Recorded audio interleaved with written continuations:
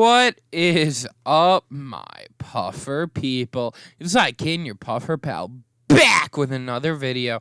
And today, we will be discussing the best moves in competitive Pokemon. Now, what makes a move good? There are a lot of different things that could make a move good. Because obviously, an attack being good is different than a support move being good. You know? So that's kind of what we're going to discuss today. This is more of a discussion. It's not like a top 10. It's 11, I think I have, moves that I feel like are super, insanely good in competitive and or what, impacts competitive in a large way. So, let's just get into this with the first move, which will kind of, I feel like show you guys what's going to happen, with this video, kind of how it's going to go. Our first move is Toxic. Now, for people who don't know competitive as much, they might not know how good Toxic is, because in regular Pokemon, Toxic, it doesn't seem that good. But when you are playing competitive, Toxic is insanely good. Now, the reason Toxic is such a good move is because it poisons a target, but doesn't just poison the target. It's a severe poison, which every turn increases in damage. I don't know if there's a cap. There might be a cap. I am not sure. But even if there's a cap, that doesn't really matter because you can get up to at least 50%, where every turn your opponent is taking 50. That's crazy how good that is. This move is basically the mascot move of stall Pokemon. Stall Pokemon will always want to be running Toxic, because it's just so good for whittling down literally any bulky Pokemon. If the Toxic didn't exist, Pokemon like Porygon 2, Clefable, if it's unaware, I'm trying to think, what are there? Stall Pokemon. I can't even think right now, but you know what I'm saying. If this move didn't exist, if I'm being honest, stall Pokemon would be it's crazy because a lot of stall Pokemon would be much worse because they aren't able to chip you down as easily, but they would also be so much better because they can't get whittled down. You know, like Hippowdon, another Pokemon that it's so hard to break that Toxic is insane. If your Hippowdon gets Toxic, it's now on a timer, meaning it can't just sit there forever. Whereas if your Pokemon isn't Toxic, it can literally sit there taking hits as long as it doesn't just drop to a hit. You know what I'm saying? So Toxic is a crazy good move. It's not. I would never say it's the best move just because it's such a support move. But it is such an important support move because it changes the complete way Pokemon is played, and it really determines what Pokemon are good. So now the next move. So I really went back and forth on whether or not I should include signature moves. I only included 3 signature moves, I believe. The first one is Geomancy. Dang it. Yeah. Okay. Yeah, that's fine. Okay. So, Geomancy, what makes Geomancy so insanely broken? So Geomancy is one of, in my opinion, the best moves in the game. What it does is it sharply raises your special attack, special defense, and speed, which is 2 stages. So, it does take a turn to charge, but there is a move called a Power Herb. What a Power Herb does is it allows your thing to, your 2-turn move to finish in 1 turn. So slap a Power Herb on your Xerneas, you now have a 1-turn move that boosts your special attack, special defense, and speed by 2 stages.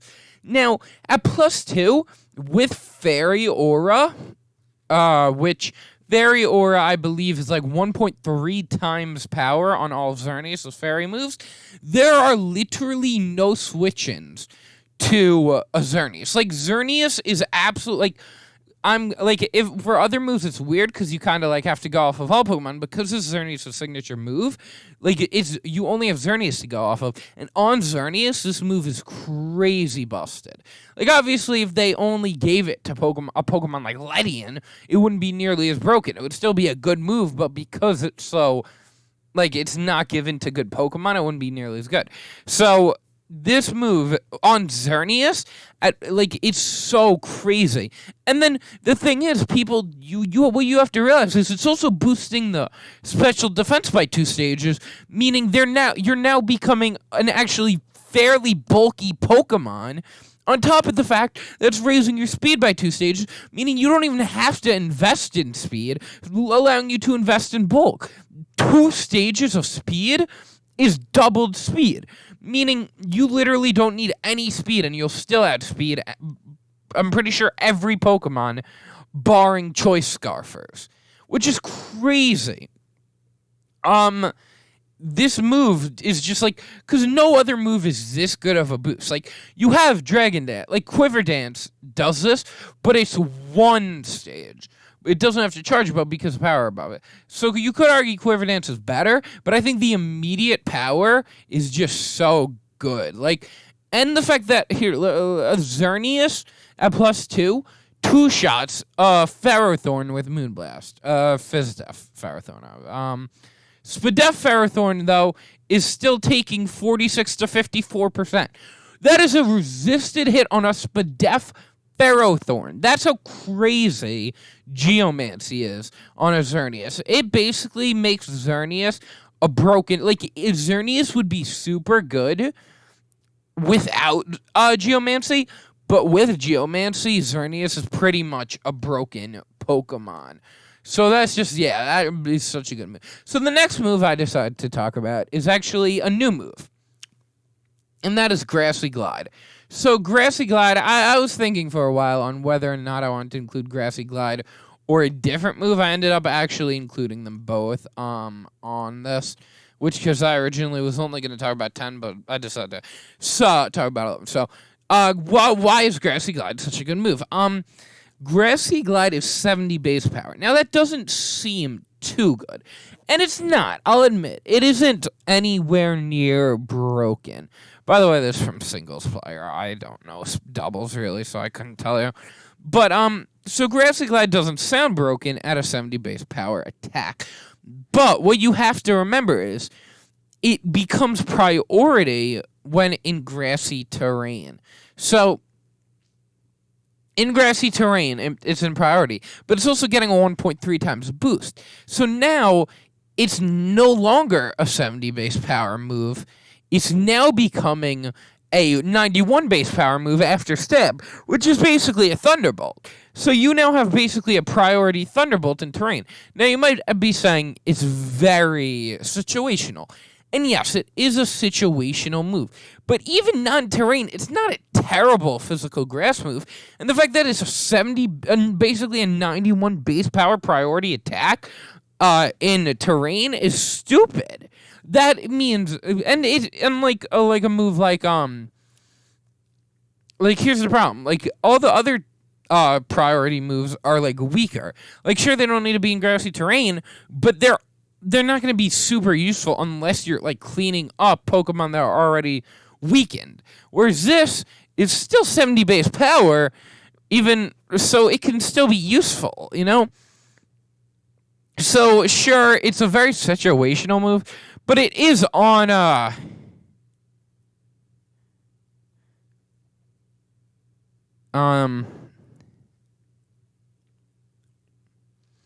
what's it called? But it is Rillaboom gets it. Tapu Bulu is going to be getting it. So although it's situational, especially on the Pokemon that do get it, it's crazy. Plus Rillaboom gets U-turn. So Rillaboom could easily U-turn into a different Pokemon, and now then that Pokemon could easily take advantage of the thing. Also, if you are playing a meta where what's it called? A meta where Dynamax is allowed, you could set your own terrain, and now you have the terrain set up. Bam, easy. So yeah, I think this move is, for priority move, is just too good. So, I was planning on originally putting Recover on this list because Recovery is just so useful. But then I found out, I remembered there's actually a better version of Recover. And that's actually Shore Up. So for those of you who don't know, Shore Up is actually, it's basically Recover. But when you are in sand, it actually heals 66.6% of health instead of 50%. So that seems... So it's exclusive to Palossand, which obviously is sad, but it's still so good that I figured I had to include it. So obviously in Sandstorm, that means you're healing more than any other recovery move while still restoring 50% not in Sandstorm. Meaning it's basically Recover, but better. And I don't have to tell you how incredible Recovery is in competitive, because if you let your Pokemon get worn down, you'll lose. The whole point of Pokemon is to keep your Pokemon alive. So being able to basically let your Pokemon get chipped down and then bam, they're back all the way back to full health. That's crazy, dude. The fact that your Pokemon can heal in general, and the fact that it can heal 66.6% in Sandstorm is just crazy. There's not as much to talk about on this one because there's no real strategy or anything. It's really just being able to recover your health gives you so much more longevity and allows your Pokemon to stand the battle longer, which is a super important thing in competitive Pokemon. So our next one is the move I was going between with Grassy Glide, and that is Extreme Speed. So the thing about Extreme Speed is an 80 base power normal type priority move. So the fact that it's 80 base power, by the way, is super good. For a priority move, 80 base power is insane. It's the highest base power priority move, except for First Impression, which I couldn't include, just because it's so... The fact that you could only click it basically when you first come in, it's just not... I couldn't include it. I couldn't. I wanted to, but I couldn't. But just, 80 base power priority is so good, because in Pokemon, one of the most important things usually is moving first. Because if you move first and kill the other Pokemon, they never get to hit you. So moving first is super important for momentum purposes and everything. So, what the heck is happening? I don't know. But the thing with, as I said earlier, with most priority moves is only 40 base power. And even Grassy Glide has the drawback of its only priority in terrain. This has no drawbacks and is double the power of most priority moves. So it's just basically like a move that there's no reason you don't use it. You get what I'm saying? It's just, there's no drawbacks to it. It's just such a good move. It is a super, super solid move that realistically everyone should use if it's if a Pokemon gets Extreme Speed, there's no reason not to throw it on, unless you want coverage, because it's so good just to clean up late game or really do anything, It's just such a good move, dude. Oh my god. So our next move is so Light Screen and Reflect were always super good moves, but because, it takes 2 turns to set them both up, it was always annoying because then you're leaving yourself open to get hit on the other side. So, but then they released Aurora Veil. Aurora Veil, basically, well, no, it's Reflect and Light Screen, but one move. So it halves the damage taken from physical and special attacks for 5 turns. But it can only be used in Hail. So that might sound but that's too much of a drawback. But it's not, because it's really only learned by Ice types, which benefit in Hail anyway, Realistically, I think this is such a good move, because on the Pokemon that can set up, like Abomasnow and Ninetales Alola, it is so easy to set up for a sweep with that. You set up a Veil, you go into your setup sweeper, like Gyarados, Salamence, anything that can set up and sweep, and you just set up, because there are very few attacks that are going to one-shot you through an Aurora Veil, because Aurora, like, you're taking half damage, especially like a mon like Salamence can intimidate, lower the opponent's attack, and take half damage from their physical attacks because of Aurora Veil. So Aurora Veil basically makes your Pokemon, all your Pokemon, even your offensive stats, become way more defensive. And again, as I said with like recovery move, increasing longevity in Pokemon is super important. Because the longer you can stay alive, well, the more likely you're going to win. Because the whole point of Pokemon, again, is having your Pokemon alive and your opponent's Pokemon not alive. So realistically, you really need realistically, being able to have the damage you're taking is so good for in competitive Pokemon. Because not only is it setting up your defensive Pokemon, it's also a way you could stop their offensive Pokemon from doing as much damage, which is very, very, very good and competitive. So our next move is the last of our signature moves, and that is Wicked Blow. I had to include Wicked Blow. It's just so good. It's a new move in the DLC. It is an 80 base power move, but it always results in a critical hit. So for those of you who don't know, critical hits actually ignore any stat boost, meaning if your opponent starts clicking bulk up, they start spamming bulk up, bulk up, bulk up, bulk up. They're now like say +6. They're now +6 defense, and you're about to get swept. But you have Wicked Blow in the back that completely ignores that +6 defense and just completely one-shots them, which is super, super cool. But not only that, it's just a really strong move, because crits do 1.5 times damage. So it's basically a 120 base power attack before stab. And Dark is a very good offensive typing. Sure, it gets stopped by, fairies and other dark types? Which other dark types it handles with, other dark types it handles with, fighting, and most fairies realistically don't want to take a banded Wicked Blow, you know what I'm saying? Like, I'm talking about Urshifu, but even then, like even other darks, like most Pokemon don't want to take a Wicked Blow because it's like I said, it's like a close combat basically. Like most Pokemon don't want to take a banded close combat, you know what I'm saying? Like even if it is resistant. This move is crazy good because it ignores your opponent's stat boost, and it's just such a hard-hitting attack after the crit. Like, there are very few Pokemon who can realistically live 2 of this hit. You know what I'm saying? Also fighting types, but fighting types aren't the best usually defensively.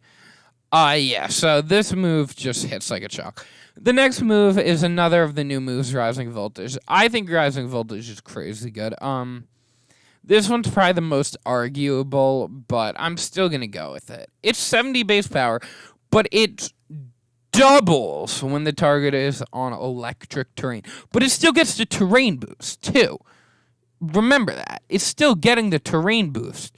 So it's 140 base power times 1. So it's a 182 base power move before stab. You heard me right.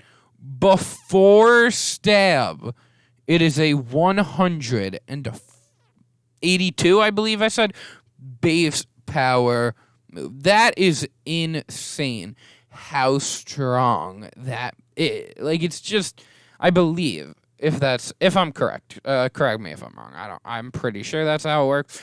But even then, it's just, even if it's a little less, but it might be a little less. I don't know. But my point is, it's just a very powerful attack. Like, this is probably, if you're in terrain and you don't have a ground type, a move pretty much impossible to switch into. There are so few Pokemon that I don't know any Pokemon that could live 2 of this hit, barring Goodra, maybe? Maybe a Goodra could live 2, of these from, like, a very powerful Pokemon. But like other than that, I don't really know much that wants to take this. It's just a really powerful move, and of course it can only be in terrain, but I feel like just the sheer power of this move is worth it. Like, once Tapu Koko gets this move, it's gonna be broken. That dude's gonna be broken. So realistically, some moves have secondary effects that make them like good, but this is just the power of it. That's all that really matters for me, in my opinion. For this move. Next, we have Earthquake. Earthquake's a tried and true move. It is a classic. It's, in my opinion, one of the most spammable moves in the game. So, of course, there are flying types and levitators, which are immune to it. But the fact that it's a 100 base power attack that's also 100% accurate and has no drawbacks is just so good, dude. Ground is a very good offensive typing. With very few resistances. I believe grass, maybe bug, and that might be it. And then flying, obviously, is immune. So, obviously, there are a few switching, but they're very limited. And even then, because it's a 100 base power attack, it's still going to be hitting for very good damage. And it has no drawbacks. Like, a move like Close Combat may be stronger, but it has the drawback of lowering your defense. When you want to click Earthquake, you don't have to worry about that. You're fine. You can click Earthquake without having to worry whatsoever about any drawbacks. Which in Pokemon, I keep saying in Pokemon, which is just such a nice feature. Not having to worry. Just being able to click a move and not having to worry about whether or not it's actually going to, like, screw you over. Like, you click Close Combat, you're like, okay, I can click Close Combat, but if I click Close Combat, is it going to end up hurting me in the long run because maybe they have priority and then they come in and kill me because I'm now -1? You don't have to worry about any of that with this game, with this move, because you're fine. You're not risking anything. You're just clicking a move. No drawback, except, I guess, the fact that freaking what's it called? Flying type can come in, but at the end of the day, a good team will work or build around it, and there will be Pokemon that can deal with it. So when a team's built around this move is just so good and so spammable. It is crazy how spammable and good this move is. We're down to our final two moves. This wasn't really in order, but I think these are probably the two best moves in the game. First, we have Knockoff. Do I have to go? Like, no, I will, but come on. Knockoff is so good. So, held items are a key part of, it is a key part of actual, oh my god, okay. Held items are such a key part of competitive Pokemon. Why? Well, because a move like, let's throw around, an item like a Choice Band could be the difference between one-shotting a Pokemon and missing out on the kill and allowing them to kill you in return. A Choice Scarf could be the difference between getting or outspeeding like a Pokemon that's about to sweep you, or it outspeeding you and just completely sweeping your team. Leftovers could give you enough recovery to live the next hit, you know? So the ability to have a 65 base power move, which is 1.5 times when they have an item, which is, what, like 97, I believe, right? 97.5, yeah. So a 98 base power move, which is super strong, by the way. That's almost as strong as Earthquake. And almost every Pokemon in competitive is running. Oh, shout out to Poltergeist, honorable mention, forgot about it. Forgot it exists. If it was more accurate, it would probably be on here. Screw that move, though, because I always miss it. Anyway, so you're getting that boost, but also being able to remove your opponent's move item is so good. It means you basically are going to now, for the rest of the game, have an item, and they now lose out on that ability to have a choice band, a choice scarf, or leftovers. So you're basically hitting them with a very powerful attack while also taking their item. So you're basically taking their health while also making them a much less useful Pokemon, which is insanely good and competitive. Being able to take away Pokemon's item is one of the best things in competitive, which is why you see this on so many Pokemon. Now, we're moving on to what I think is probably the greatest move in Pokemon, if we're being honest. And it is, I'm sure you guys could figure it out. You know what? If you watched to this point, leave in the comments below what move do you think this last move is going to be. What do you think the last move is going to be? Because I don't think it will be a surprise to veterans of Pokemon, or like people who know competitive. But I think if you don't know competitive, you might be a little surprised. It is Scald. Scald. I have a love-hate relationship with Scald. Mainly, I hate it. Scald is an 80 base power attack, which sounds very meh. But let's get into it. It has a 30% chance. 30% chance to burn the opponent. Now, first of all, an 80 base power move in general is pretty good. It's nothing special, but stab, it's pretty good. A stab base 80 attack is pretty, it's usable. It's by no means overpowered, but it's very usable. 30% chance to burn is genuinely, just, if I'm being honest, crazy. Why is it crazy? Because burns in Pokemon are literally so hindering for like your Pokemon, for the Pokemon you burn them. Why? Well, first of all, you lose 1/16 health each turn. Now, 1/16 health doesn't sound like that bad, but you gotta think about it like this. You're now the 1/16 health is actually pretty major, because it's helping you to slowly whittle down your opponent. It's like how Toxic, it's not as much as Toxic, but just the slow, like the little bit of chip could be the difference between a kill or not killing. The big thing is it halves the damage of all your opponent's of all the physical attacks your opponent clicks.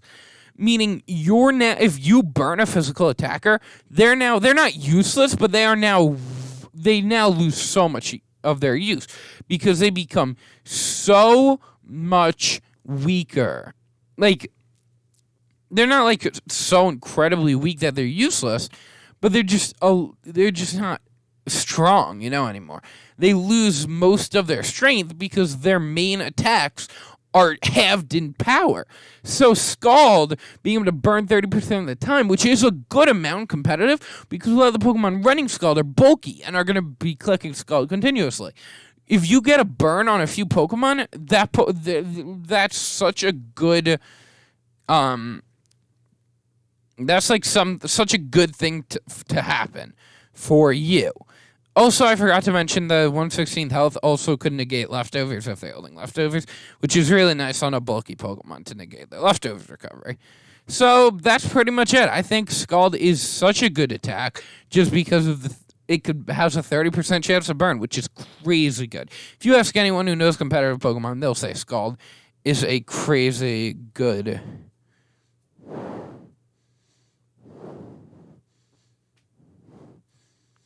Ask anyone who knows. Yeah, they'll tell you Scald is a crazy good move. Let me know in the comments below if you think I kind of missed out on any Pokemon moves, because obviously I didn't talk about